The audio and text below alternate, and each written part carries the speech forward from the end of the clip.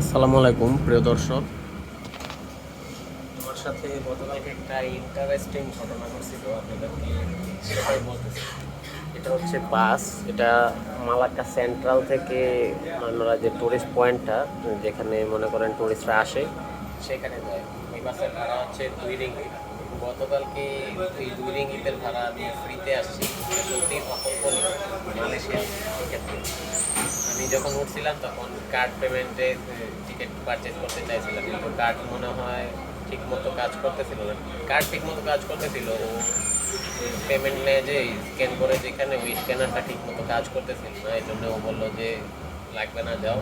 তো আমি এরকমই করে ফ্রিতেই ও আমার নিয়ে আসছিল 2 রিঙ্গিতের ভাড়া। আর আজকে ফ্রি পাই নাই, কার্ড পেমেন্ট দেওয়ার চেষ্টা করছিলাম, ওর কার্ড, ও বলে অনলি ক্যাশ। তো পরে ক্যাশ দিয়েই এখানে উঠছি, এখন যাচ্ছি আবার রিটার্ন ব্যাক।